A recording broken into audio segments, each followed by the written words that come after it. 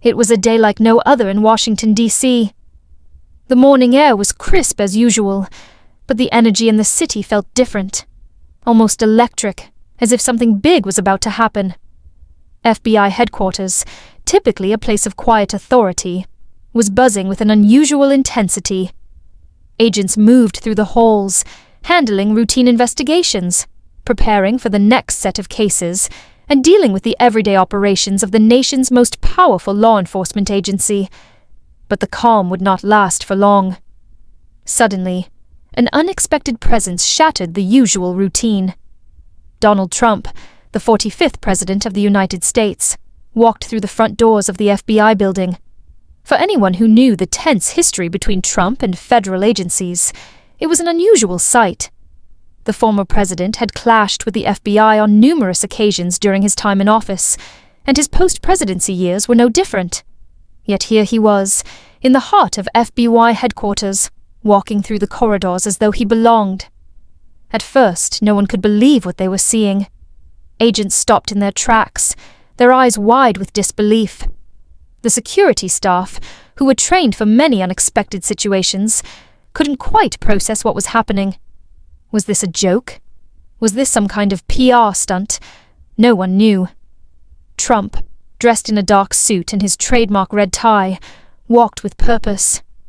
His face was set in a calm but resolute expression, the same one he often wore when making tough decisions. He seemed unfazed by the stares, the whispers, or the fact that the entire building had come to a standstill.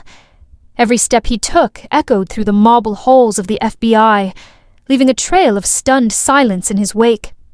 As he moved deeper into the building, Trump's bodyguard, who had always been a fixture during his public appearances, stood just a few feet behind, ever watchful, but also trying to maintain the calm that seemed to have deserted the rest of the building. The security personnel at the front desk exchanged confused glances, unsure of how to proceed. They hadn't been briefed on such an unexpected visit. Trump's entrance wasn't just a symbolic act. It was a direct challenge, a statement that something significant was about to happen. And as he walked through the sleek modern halls of the FBI, the feeling that this was not a routine visit grew stronger. There was an unmistakable aura of anticipation surrounding him. What was he here for? What could possibly compel him to walk into a building that had been at the center of so much controversy during his presidency? As Trump reached the elevator, an agent who had been one of the first to spot him approached. "Mr. President, can I help you?" the agent asked, his voice steady but laced with confusion. Trump didn't even glance at him. He simply nodded toward the elevator doors, signaling his intent to continue his journey upward. The agent hesitated, unsure whether to stop him or to allow him to proceed. After a brief moment of hesitation, the agent made the decision to follow him. This was no ordinary visitor. This was Donald Trump, the former president. The elevator doors closed with a soft hiss, and the tension in the air thickened. Within moments, the whispers had turned into a frenzy. Trump had entered the FBI headquarters, uninvited, unannounced, and no one knew why. The implications of this visit were immediately clear. Something big was coming, and everyone knew it. As the elevator doors slid open on the upper floor of the FBI headquarters, the once serene atmosphere had morphed into one of pure tension. The hallways were now filled with agents whispering, trying to figure out what exactly was happening.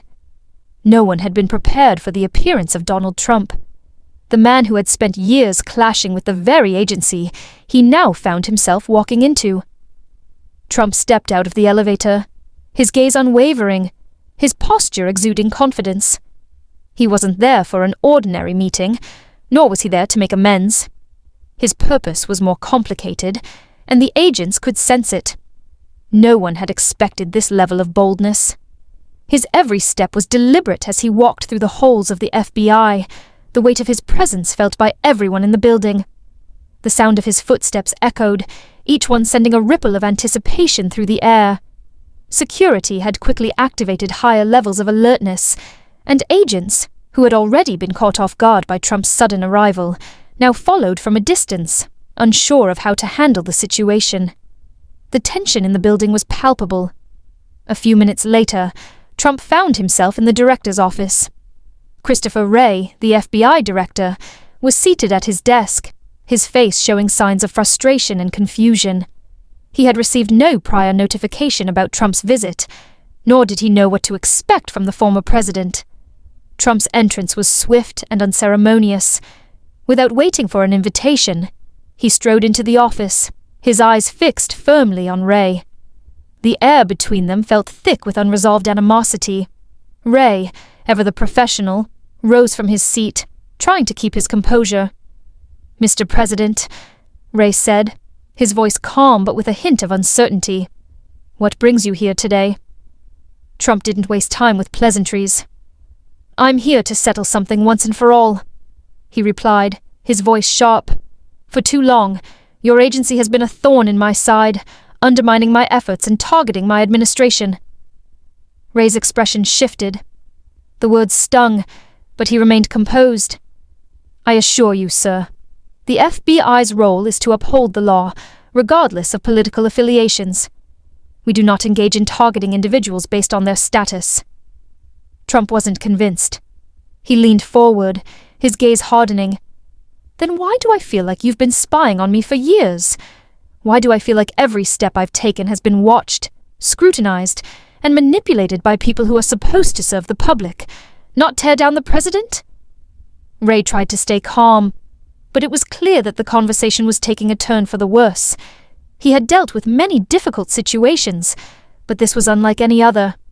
It wasn't just a routine check-in or even an official visit. This was personal. "Mr. President," Wray said carefully, "we are doing our job. If there were investigations or operations conducted during your administration, they were in line with the law." Trump's lips curled into a small, almost amused smile. "I know exactly what your job is. And now, I'm here to make sure you understand what my job was, and the consequences of not respecting it." There was a long pause as Trump's words hung in the air. Wray, though shaken, knew this moment would define not just the outcome of their conversation, but possibly the course of future relations between the FBI and the former president. Trump wasn't there to make peace. He was there to set the record straight. The future of the FBI's operations was now in question, and as Trump stared down at Wray, he knew this visit would be one for the history books. The tension in the room was palpable as Donald Trump stood before FBI Director Christopher Wray. The words exchanged were sharp, each one layered with years of distrust and resentment. Trump's eyes remained locked on Wray, the silence between them thick with the weight of unspoken history. It was clear that this wasn't a casual visit. It was a confrontation, one that would reverberate far beyond the walls of the FBI headquarters. Wray, maintaining his composure, stood his ground, but inside, he was trying to make sense of what was happening.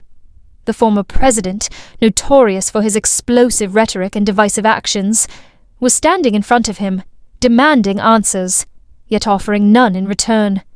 This wasn't about justice. It was about power. Who had it, and who would bend to it? "Mr. Wray," Trump said, his voice cutting through the silence, "I didn't come here to play games. I came here to make sure the public knows exactly what you've been doing behind the scenes." Wray's face tightened, but he kept his tone neutral. "We've always operated within the law, Mr. President. Any investigations we conducted were within our mandate, based on evidence and oversight." Trump's smirk was almost imperceptible. "That's what you say, but the public doesn't know the full extent of your operations. The public doesn't know how far your agency is willing to go to sabotage a president who didn't play by your rules." The words stung, but Wray remained calm. He knew how to deal with a public figure like Trump. He had seen it all before, but this time, the stakes were higher. This wasn't just an angry outburst. It was a warning. Trump's eyes glinted with something darker now, something far more calculated. "You think this is just about me?" Trump asked, his voice dropping lower. "This is about everything you've tried to destroy. The people who voted for me, they're watching. They know what you've done. They know you've been part of a system that's been rigged against them." There was no denying it. The air in the room felt heavier now. Trump wasn't here just for a confrontation. He was here for a reckoning. This was his way of reminding Ray, and the world, that the power he once held was still very much in play. The consequences of this meeting wouldn't be decided here. They would unfold in the weeks, months, and possibly years to come. As Trump turned and walked toward the door, the weight of his visit lingered in the air. The ripple effects would be felt across the country, reverberating through the media, politics, and public opinion. And as the door closed behind him, Director Ray knew one thing for certain. This was far from over.